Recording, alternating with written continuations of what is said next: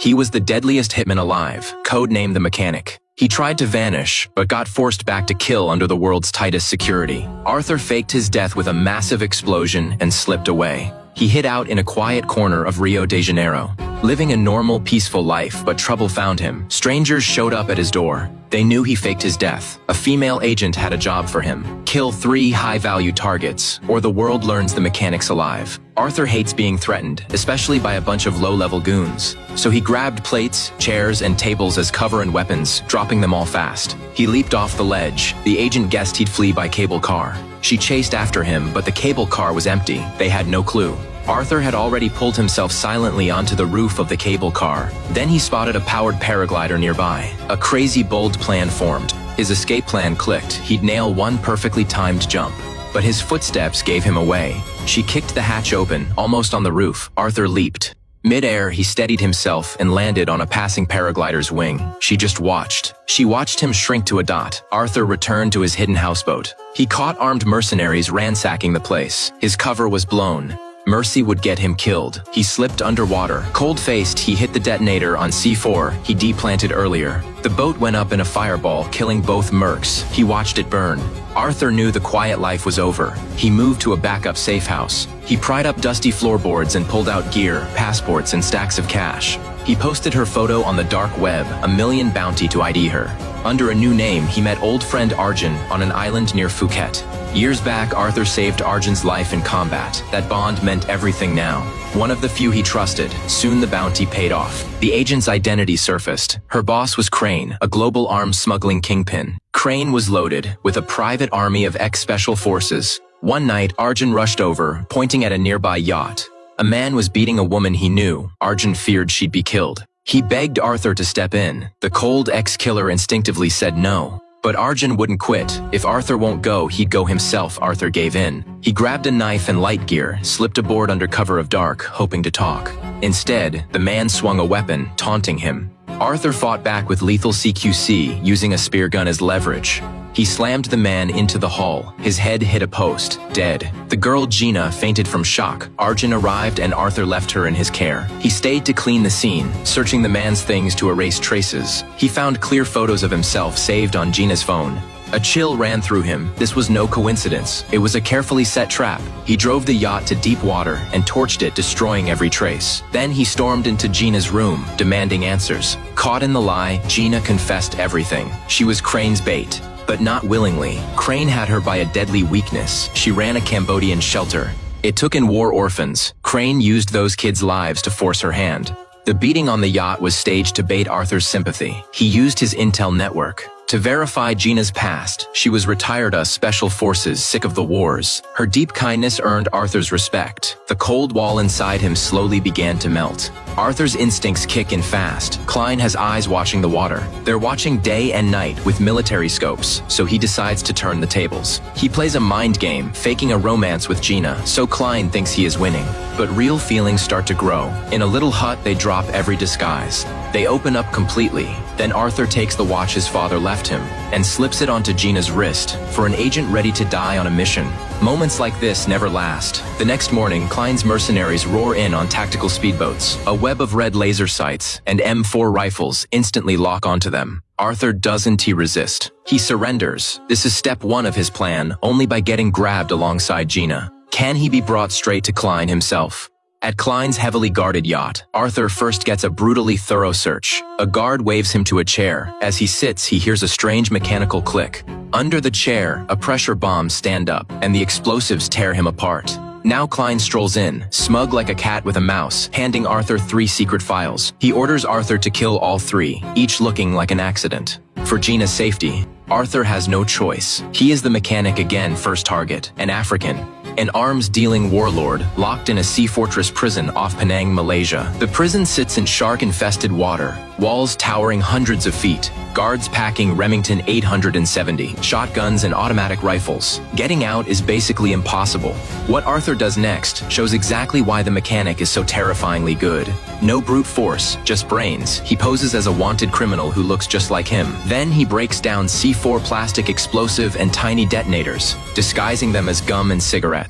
all ordinary-looking items. Then he picks a street fight with cops and gets himself arrested. He is shipped into the fortress as a prisoner. Inside, his mind runs like a high-speed tactical computer, quickly mapping the guards' patrol routes, camera blind spots, and his target's routine. He spots inmates plotting to kill the warlord, so he saves him in the prison yard. That earns the warlord's trust and a dinner invite to his fancy private cell.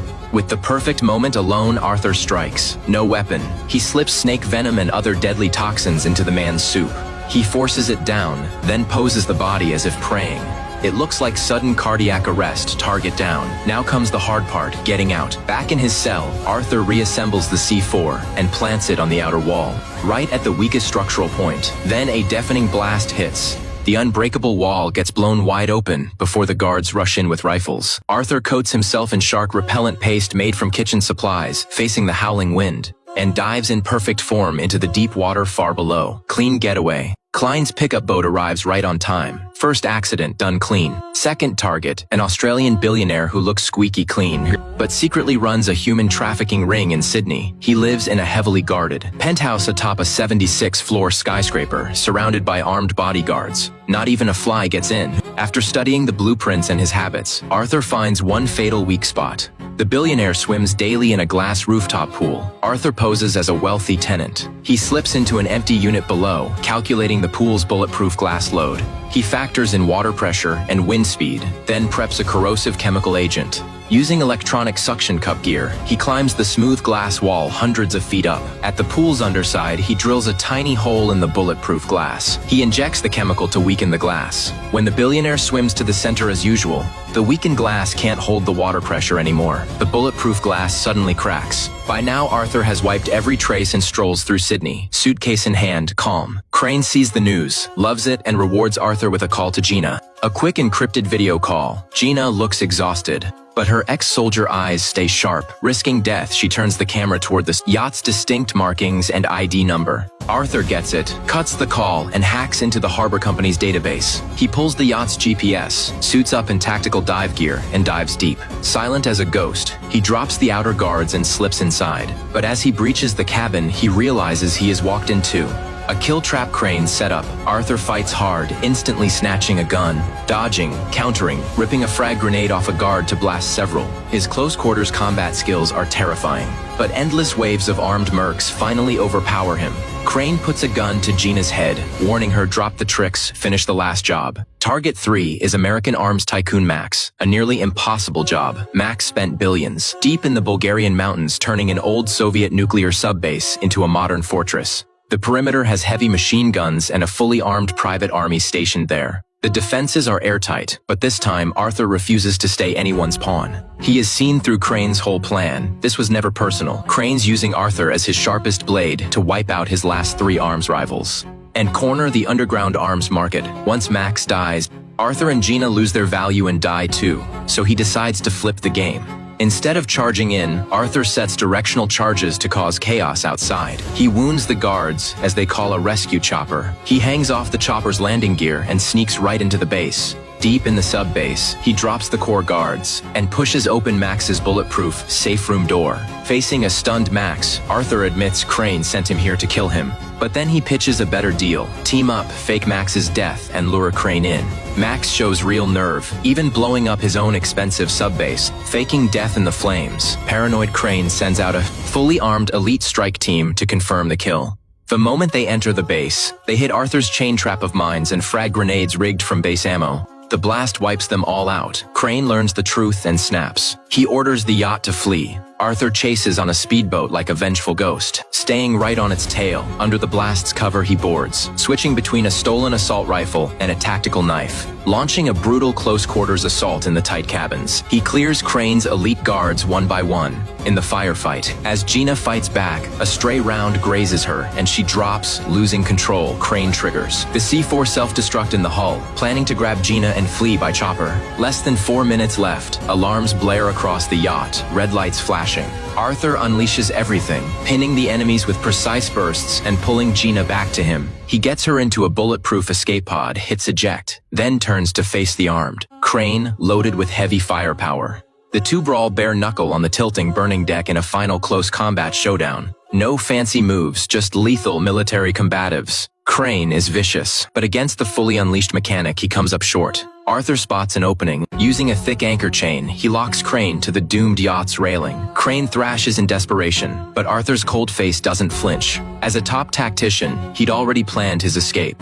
In the last second before zero, Arthur dove into the yacht's reinforced anchor chain locker. A huge blast swallowed everything, leaving only burning wreckage on the water. Just when everyone thought the legendary mechanic had died with his enemies, only Max, who cornered the arms market from the shadows. And finally, Gina, who got that watch in Cambodia, knew the master of staged accidents had pulled off. The most perfect comeback of all.